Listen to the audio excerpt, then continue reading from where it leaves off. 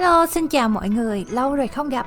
Hôm nay là ngày 3 tháng 7, nghĩa là chỉ còn đúng một ngày nữa, nước Mỹ sẽ chính thức tròn 250 năm tuổi. Vì vậy, tại thủ đô Washington DC lúc này đang chuẩn bị cho một trong những lễ kỷ niệm 4th of July lớn nhất từ trước đến nay. Và với ngày nghỉ ít ỏi của mình thì vlog hôm nay mình sẽ lại ghé DC để hòa mình vào không khí nhộn nhịp của ngày lễ. Gần hè thích nhất là lái xe đường dài, tại vì hè cái ngày nó dài hơn. Gần 7 giờ tối rồi nhưng mà trời còn sáng trưng à. Với lại bữa nay á, là cái ngày mà nóng nhất, nóng cực kỳ, mọi người không có hiểu nó nóng cỡ nào đâu. Đáng lý là mình đi buổi sáng, mình có lớp mỗi ngày nhưng mà mình có 2 lớp khác nhau. Cái lớp thứ 6 của mình á, thay vì hủy lịch nhưng mà không có hủy, dời sang thứ 5. Thế là nguyên một ngày thứ 5 bữa nay mình chỉ có lớp thôi, từ 9 giờ tới 11 giờ. Xong rồi mình không biết là bữa nay có gửi mẫu ra không, thế là mình mới hỏi quản lý mình nói bữa nay không có gửi mẫu. Dù sao ngày mai cũng là lễ nên là cũng đâu có ai làm. Khoảng 1 giờ rưỡi tới 3 giờ mình lại có một cái lớp khác kiểu mà coding, đánh mã rồi các thứ đó. Xong 4 giờ tới 5 giờ mấy mình có họp, nhưng mà tất nhiên mọi người có bao giờ họp 1 tiếng không? 6 giờ mấy mới họp xong. Bữa nay lái ít thôi để có thời gian nghỉ ngơi. Hôm nay chúng ta sẽ đi đổ xăng ở Flying J. Mình chưa bao giờ chở mọi người tới Flying J, chắc mình thấy lớp lúc nào nó cũng sạch sẽ hết, nó gần như là lúc nào ở đâu cũng sạch hết. Flying J với Pilot là hên xui. Xăng ở đây là 3 đồng 5 nha quý vị, không đến nỗi nào.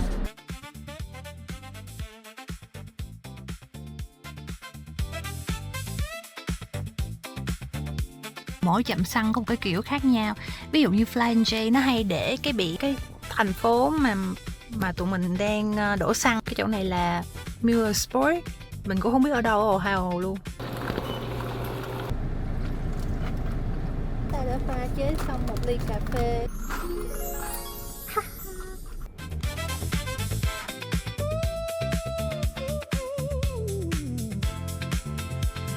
Welcome to West Virginia.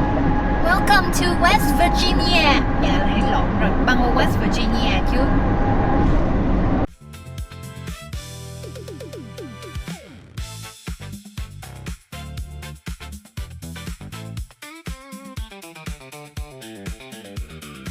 Sau mấy ngày làm việc dài thì chiều hôm nay mình sẽ chỉ lái nửa đoạn đường, nên tối nay là mình sẽ nghỉ đêm tại West Virginia. Bây giờ là 9 giờ 9 phút, bây giờ trời mới bắt đầu hơi tối bởi vì bây giờ là mùa hè mà.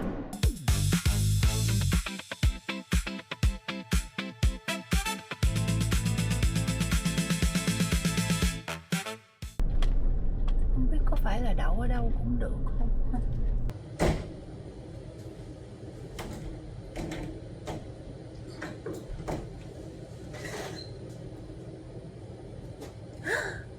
Hello. Hồi nãy cái bạn ở quầy tiếp tân nói chuyện cũng dễ thương nữa. Coi có cọng tóc nào không? Không. Nói chung là đồ nội thất thì hơi cũ nhưng mà giường sạch là được rồi. Ngày 1. Bye bye.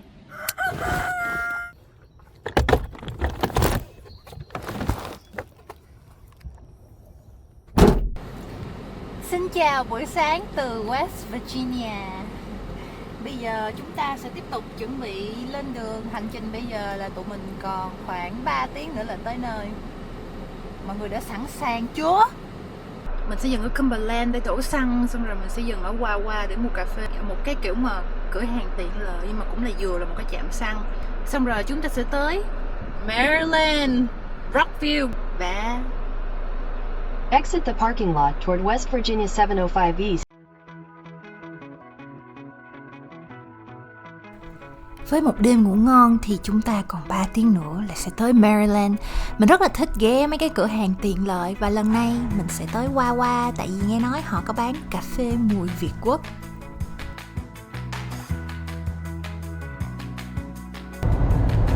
Welcome to Maryland.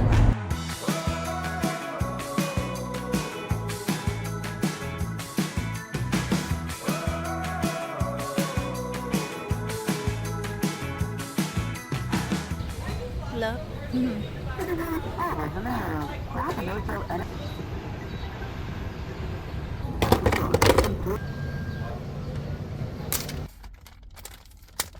Ít ai biết rằng lịch sử của Wawa lại không hề bắt đầu từ một trạm xăng hay là cửa hàng tiện lợi. Nguồn gốc của công ty có từ năm 1803, ban đầu là một xưởng sản xuất sắt ở New Jersey. Đến năm 1902 thì George Wood chuyển hướng sang ngành sữa, và khi đó thì công ty chủ yếu là chỉ giao sữa tươi trực tiếp tới từng nhà.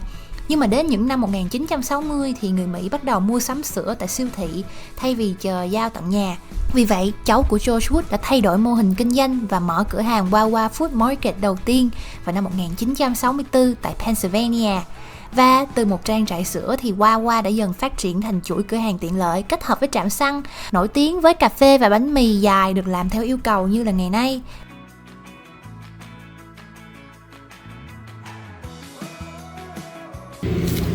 Trà đào, mua thử một chai coi.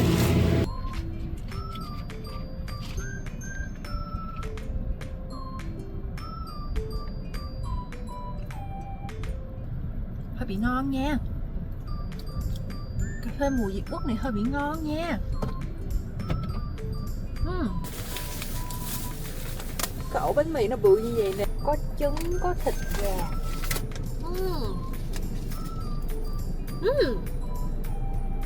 Bánh mì ngon quá à, bánh mì nướng lên giòn ơi là giòn. Nhìn vậy thôi chứ giòn mềm, trời ơi, cho quá trời sốt luôn. Xuất sắc. Thêm ly cà phê nữa. Trời ơi, cái ly cà phê hương Việt Quốc này ngon quá à. Phải tiếp tục hành trình thôi. Hẹn gặp lại mọi người ở DC. Bye bye.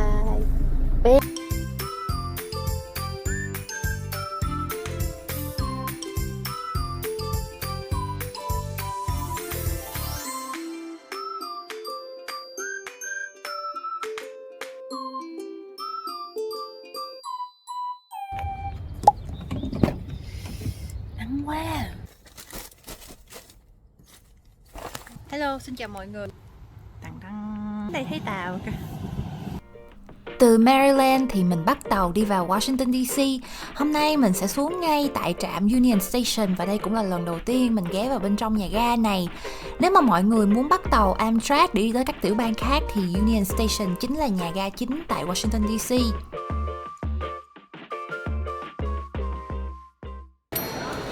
Union Station. Ta-da! Nhà ga được thiết kế bởi kiến trúc sư Daniel Burnham và bắt đầu đón hành khách vào năm 1907, trước khi được hoàn thiện vào năm 1908. Union Station được xây dựng để trở thành cánh cổng chính chào đón những người tới thủ đô bằng đường sắt. Tòa nhà mang phong cách kiến trúc bắt nguồn từ Pháp nhưng mà chịu ảnh hưởng rất rõ từ kiến trúc Hy Lạp và La Mã cổ đại. Vì vậy, mặt tiền của nhà ga được thiết kế hoàn toàn đối xứng với những mái vòm khổng lồ, hàng cột đá và rất nhiều tượng trang trí. Phía trên là mái vòm hình thùng với 255 ô trang trí hình bát giác, ở giữa được dát vàng, và xung quanh đại sảnh còn có 36 bức tượng lính La Mã, giống như là đang đứng bảo vệ những hành khách đi qua nhà ga. Đúng hôm mình ghé đây thì giữa sảnh có một cái triển lãm đặc biệt của Ford mang tên là Driving America Forward. Triển lãm được tổ chức miễn phí để kỷ niệm 250 năm ngày thành lập nước Mỹ, và ở đây trưng bày hơn 10 phương tiện tiêu biểu kể lại lịch sử phát triển của Ford và ngành công nghiệp ô tô Mỹ qua hơn một thế kỷ. Và sau một dự án trùng tu quy mô lớn thì Union Station đã mở cửa trở lại vào năm 1988. Ngày nay, nơi đây vừa là một di tích lịch sử, trung tâm mua sắm và cũng là đầu mối giao thông kết nối nhiều tuyến tàu khác nhau. Không biết mọi người có nhìn thấy bên ngoài trông khá là giống một cái cung điện hoặc là bảo tàng hơn là một nhà ga xe lửa không? Và bây giờ chúng ta đang đứng tại Columbus Circle. Đây là quảng trường nằm ngay trước Union Station. Điểm nổi bật giữa quảng trường là Columbus Fountain. Đây là một đài phun nước để tưởng niệm Christopher Columbus và cái chuyến hải hành vào năm 1492. Đài phun nước được khánh thành vào năm 1912 để cùng với Union Station tạo thành một cánh cổng trang trọng chào đón du khách tới thủ đô.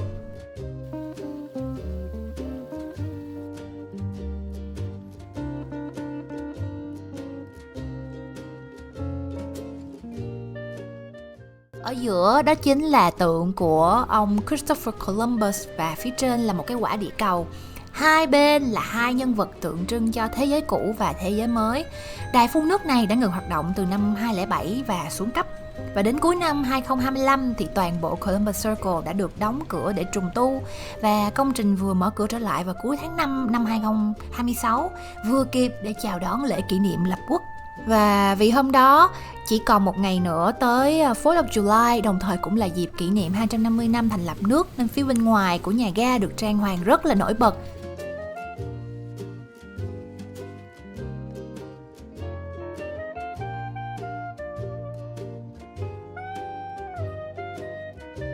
Đá thiệt. Ý, đá thiệt. Hả?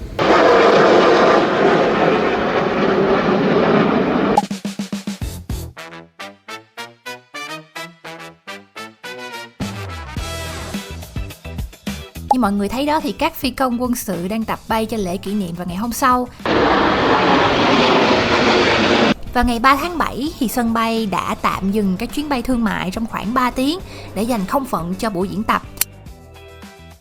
Và buổi diễn tập ngày hôm đó rất là hoành tráng. Có cách một lúc là mình lại nghe thấy tiếng động cơ, và sau đó thêm một đội máy bay khác bay ngang qua.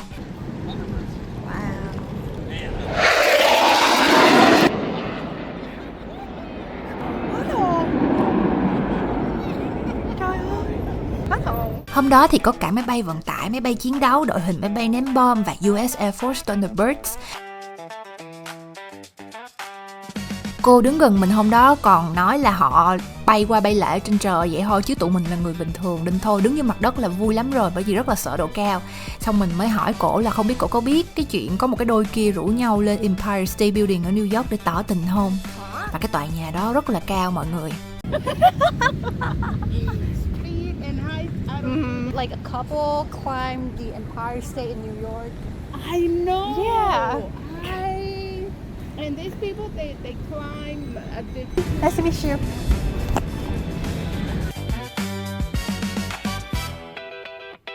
Hôm đó thì trời nắng nóng dữ lắm, cộng thêm độ ẩm làm cho nhiệt độ càng nóng hơn bình thường. Mình đứng dưới cái nắng bốc cháy để xem họ diễn tập được một lúc thì mình uống hết cái chai trà đào hồi nãy mình mua. Và hôm đó thì cỡ khoảng 110 độ F, có nghĩa là khoảng 43 độ C. Nên là mình chịu hết nổi, nên thôi mình phải bắt tàu về Rockville để sẵn là mình nhận phòng nghỉ ngơi luôn.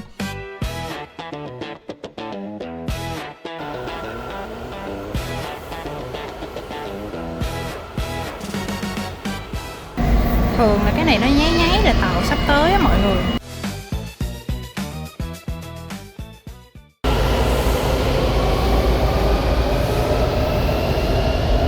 Tính ra là bây giờ ở ngoài là hơn 100 độ F, tôi nghĩ là hơn 40 độ. Nhưng mà kể cả khi mà mình đứng ở dưới cái tầng hầm như vậy nè, mình cũng không có thấy nóng lắm. Nó hơi ấm ấm thôi, nhưng mà nó không có nóng thiệt là nóng như là ở ngoài. Xuất sắc nha. Đi ngồi trên tàu, cái xong cái người ta nói là cái chuyến tàu này out of service, mọi người phải xuống. Bây giờ xuống rồi giờ chờ tàu khác hay sao? Shady Road, but normal. Move to the center of the car. The next stop is Grosvenor. Chiến thần mực của tôi. Chiến thần mực coi. Chiến thần mực. Nóng. Có thấy cái gì quen không? Chính là cái ly ngồi xanh nước biển ấy. Chính là nó. Bữa nay không có người để ngắm mọi người. Trước mặt mình chỉ là toàn xe không à. Haiti ở phía sau lưng, không biết mọi người thấy không? Đó.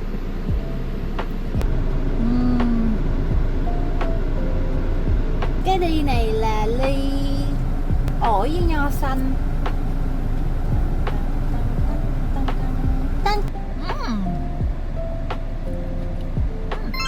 2. Chúng ta đi Clermont nha mọi người. Cái hướng đó chứ không phải là đi tới đó. Một buổi chiều tà ở đây.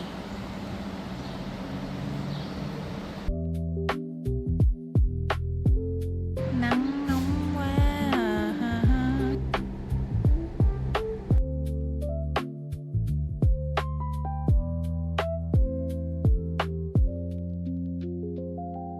Trời ơi, nội bất xuất ngoại bất nhập.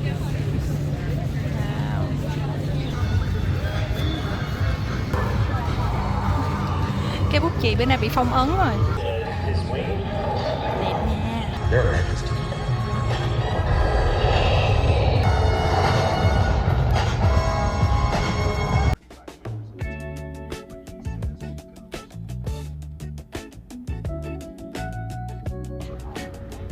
But air demonstration is a completely different animal. Thunderbird 6 is going to be Miami. Here's Thunderbird 3. We want to The Great American State Fair là một hội chợ quốc gia được tổ chức trong 16 ngày để kỷ niệm 250 năm. Hội chợ được lấy cảm hứng từ những kỳ World Fair và hoàn toàn miễn phí cho khách tham quan. Toàn bộ hội chợ có hơn 150 gian trưng bày đại diện cho 50 tiểu bang, Washington DC và các vùng lãnh thổ của Mỹ. Mỗi khu giới thiệu những nét đặc trưng riêng về lịch sử, văn hóa, ẩm thực, nông nghiệp, khoa học và công nghệ của từng nơi.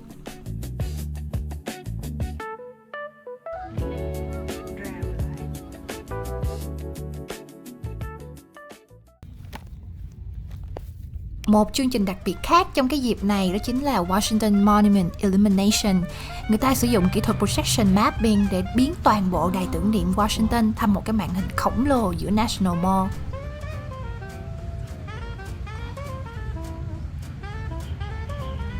Theo đúng thì đoạn animation này sẽ kéo dài khoảng 18 phút kể lại gần 250 năm lịch sử của nước Mỹ thông qua hình ảnh về con người, địa danh, những sự kiện và những thành tựu quan trọng. Và cuối chương trình thì Washington Monument sẽ được biến thành một cái cây nến sinh nhật khổng lồ để chúc mừng sinh nhật. Và hôm đó thì mình đã ngồi quanh quẩn ở đó cũng khá là lâu. Nhưng mà mình thấy rõ ràng là họ không có chiếu tới 18 phút. Nên là mình không biết là chương trình có bị hủy gì không.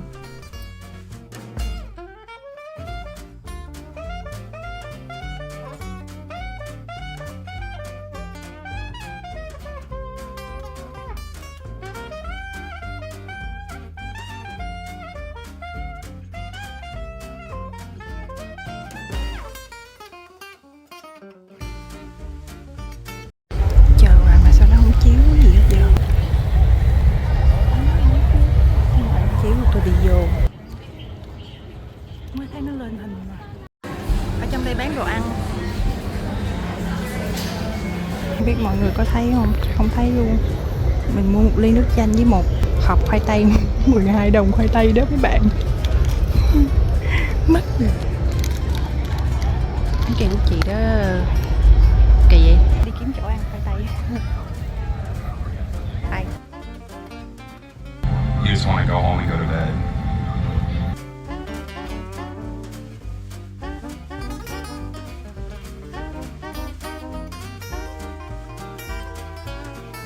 Có Florida kìa, trời ơi, một hàng luôn.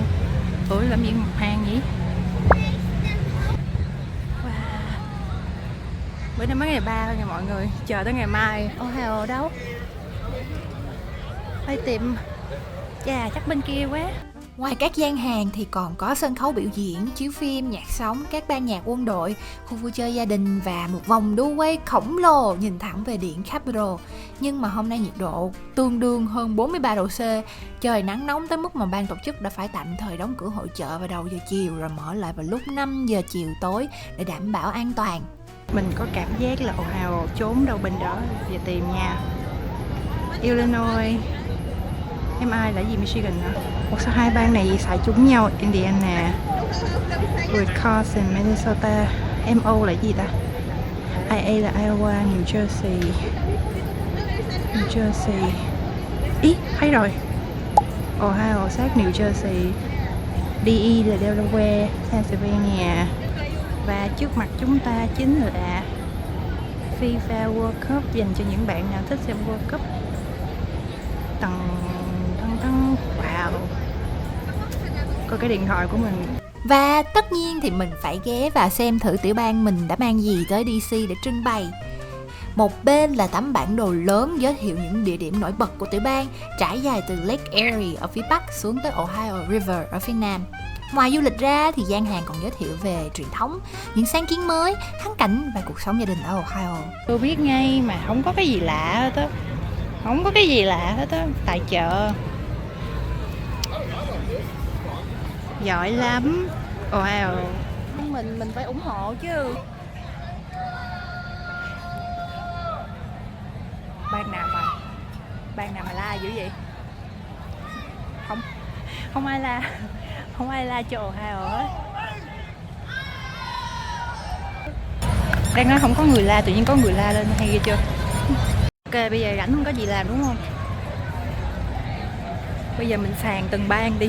Hả? Gần 11 giờ khuya rồi. Vui ha. Đi về thôi.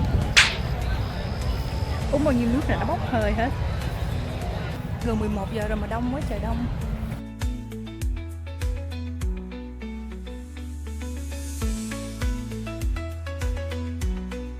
Chưa bao giờ thấy chỗ này nó đông người tới như vậy.